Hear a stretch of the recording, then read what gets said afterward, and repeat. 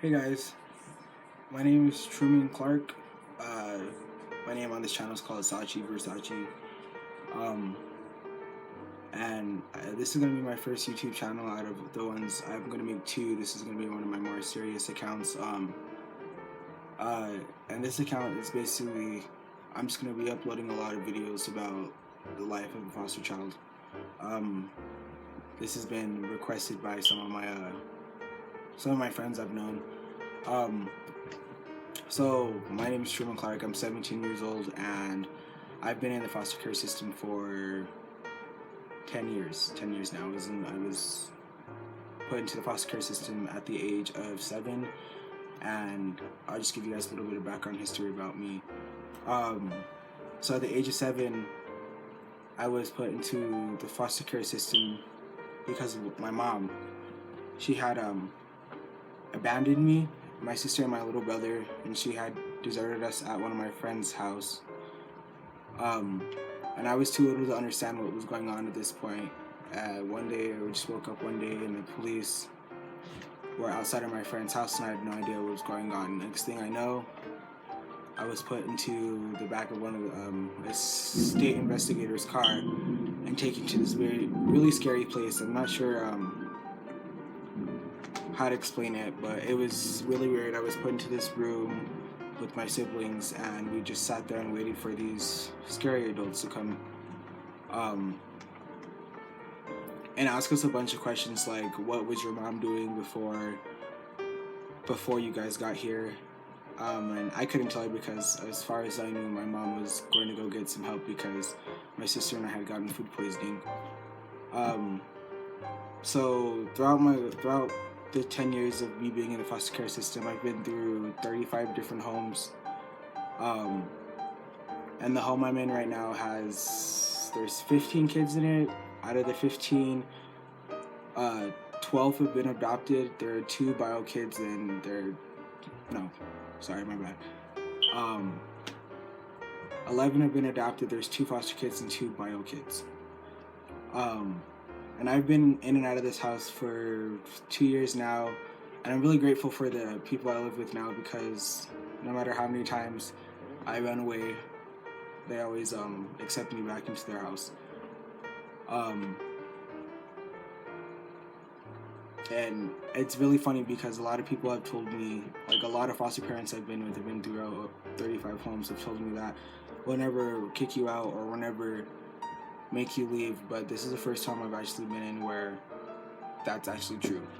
And I just want to thank these people for keeping me here and keeping their word, because again, some things that people don't know about the foster care system is that people are liars and there's nothing you can do to go around that, but people lie.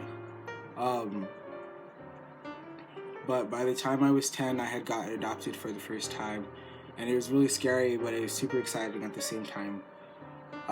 Little did I know this next 4 years from when I was adopted would be probably the worst 4 years of my life. I was adopted by these they were adopted parents. There's 2 foster parents and adopted parents. Their name was Sheng Ying Clark. She was Asian, and Timothy Clark, and he was white.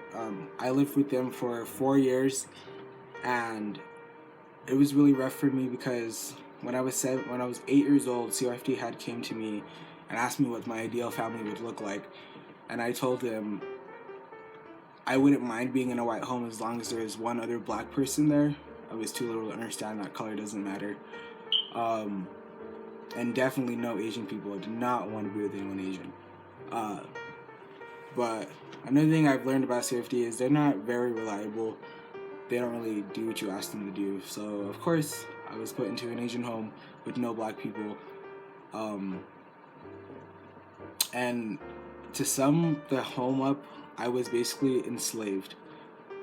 So, I mean, that sounds really bad, but I have no other way to put it. So my daily routine at their house would be I'd wake up, I'd have either a piece of toast with butter or a bowl of yogurt for breakfast. They didn't believe in public education, so I was homeschooled, and I would do my homework or homeschooling for about an hour to 3 hours a day. And after that, they would make me go outside, and I would either have to pull weeds, pick up dog crap, move certain materials like bricks from one place to another, or cut the grass or trim the bushes. I was always doing something outside, cleaning cobwebs. And while I was doing that, from my perspective, all they were doing was inside in a nice air-conditioned or heated environment, sitting on their laptop and just having a blast of a time while I was outside, either struggling in the hot or freezing in the cold. And they weren't very nice people either. I would understand if like they were nice people, but they weren't really nice people, like, at all. They were very mean to me. So halfway through me living with them, I was put into treatment foster care once again. I was put into treatment foster care, and my reputation with most foster homes, I've only been able to stay in a foster home for about 3 months before I'm either kicked out or CYFD has removed me from the home. That's been really tough on me.